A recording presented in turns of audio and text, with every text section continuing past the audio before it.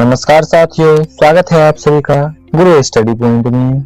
आज हम सब पढ़ने वाले हैं क्लास 10वीं के हिंदी विषय के चैप्टर, इसका नाम है श्रम विभाजन और जाति प्रथा।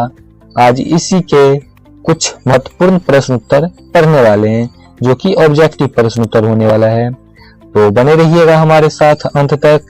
चलिए प्रश्न उत्तर को देखते हैं। हमारा पहला प्रश्न है, श्रम विभाजन और जाति प्रथा पाठ बाबा साहेब के किस भाषण का संपादित अंश है? आपका ऑप्शन है A the caste in India their mechanism, B genesis and development, B annihilation of caste, D who are Shudras. इसका सही जवाब हो जाएगा C number, annihilation of caste. सही जवाब हो जाएगा सी नंबर।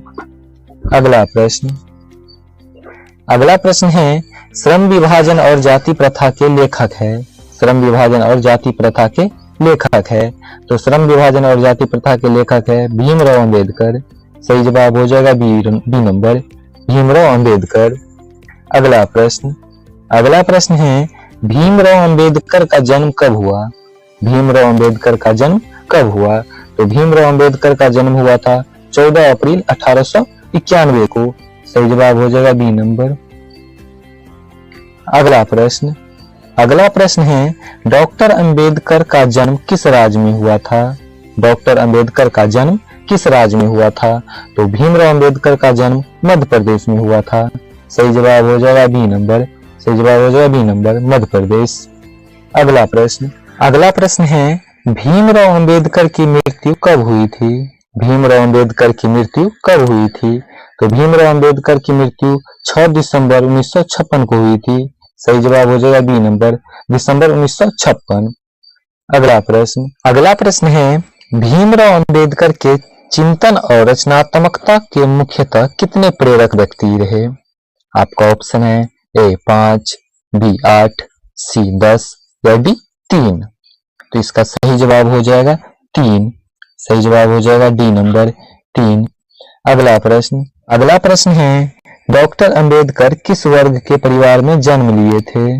डॉक्टर अंबेडकर किस वर्ग के परिवार में जन्म लिए थे? आपका ऑप्शन है ए पिछड़ा वर्ग, बी सामान्य वर्ग, सी दलित वर्ग, डी मध्यम वर्ग। तो इसका सही जवाब हो जाएगा दलित वर्ग। डॉक्टर अंबेडकर दलित वर्ग में जन्म लिए थे। अगला प्रश्न है, जातिवाद के पोषकों द्वारा श्रम विभाजन किसका दूसरा रूप माना जाता है? जातिवाद के पोषकों द्वारा श्रम विभाजन किसका दूसरा रूप माना जाता है? तो जाति प्रथा का दूसरा रूप माना जाता है। सही जवाब हो जाएगा बी नंबर, जाति प्रथा। अगला प्रश्न है, जाति प्रथा किस प्रकार का श्रम विभाजन है? जाति प्रथा किस प्रकार का श्रम विभाजन है? तो जाति प्रथा अस्वाभाविक प्रकार का श्रम विभाजन है। सही जवाब हो जाएगा ए नंबर, अस्वाभाविक। सही जवाब हो जाएगा ए नंबर। अगला प्रश्न है, जाति प्रथा के अनुसार श्रम विभाजन का आधार क्या है? जाति प्रथा के अनुसार श्रम विभाजन का आधार क्या है? आपका ऑप्शन है ए मनुष्य की रुचि, बी रोजगार सृजन, सी पैतृक पेशा, डी कौशल क्षमता। इसका सही जवाब हो जाएगा पैतृक पेशा। सही जवाब हो जाएगा सी नंबर, पैतृक पेशा। अगला प्रश्न है, श्रम विभाजन और जाति प्रथा शीर्षक किनके द्वारा हिंदी में रूपांतरित है? श्रम विभाजन और जाति प्रथा किनके द्वारा हिंदी में रूपांतरित है? आपका ऑप्शन है ए भीमराव अंबेडकर, बी रामचंद्र शुक्ल, सी लल्लई सिंह यादव, डी नलिन बिलोचन शर्मा। इसका सही जवाब हो जाएगा लल्लई सिंह यादव। सही जवाब हो जाएगा सी नंबर, लल्लई सिंह यादव।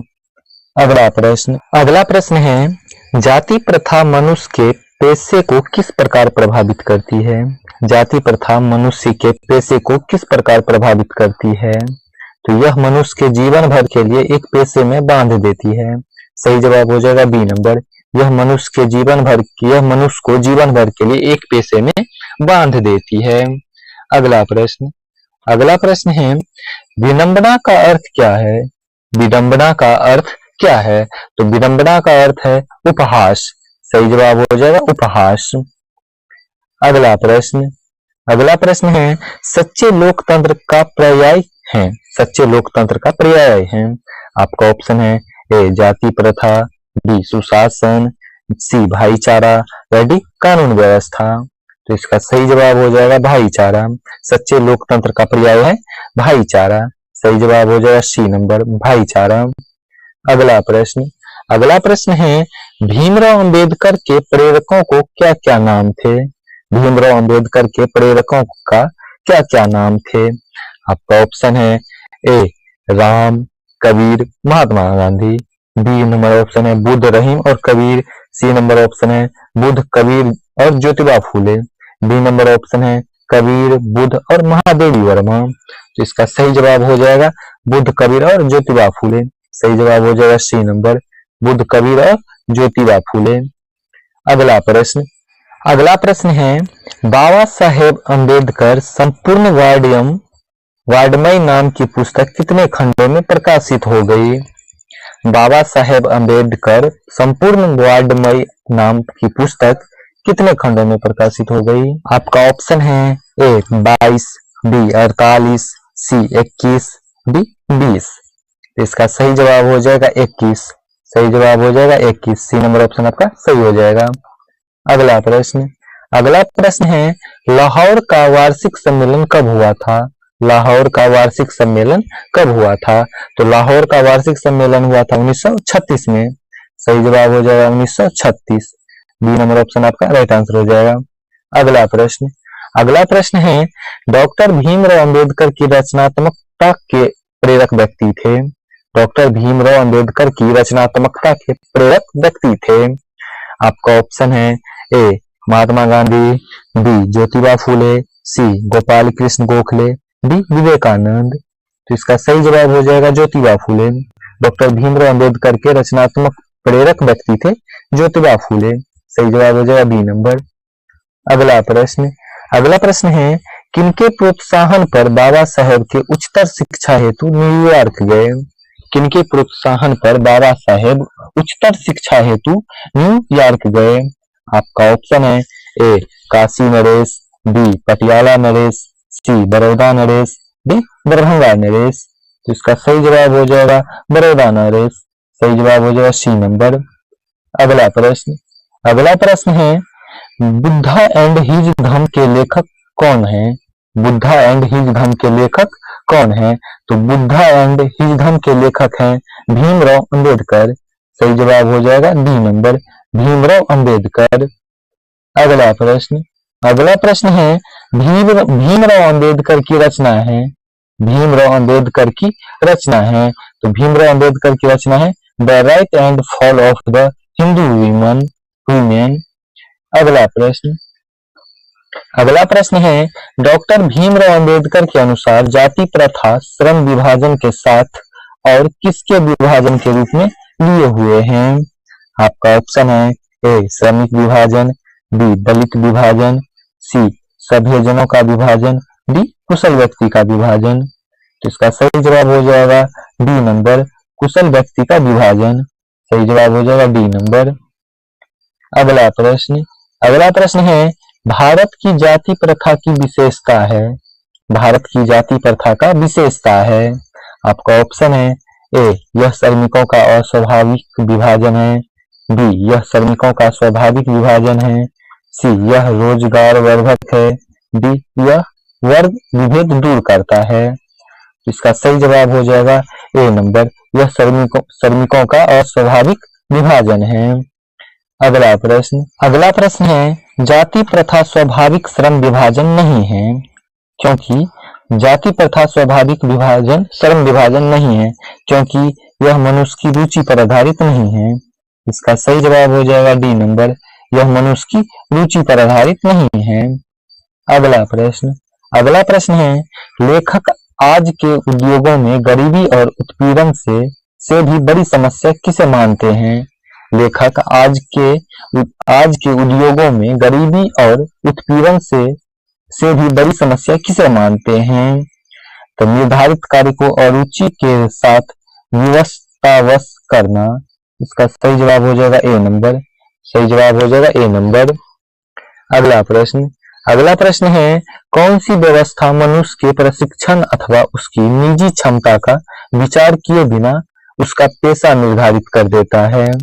आपका ऑप्शन है ए जाति व्यवस्था, बी शासन व्यवस्था, सी मध्ययुगीन व्यवस्था, डी आधुनिक व्यवस्था। तो इसका सही जवाब हो जाएगा ए नंबर जाति व्यवस्था।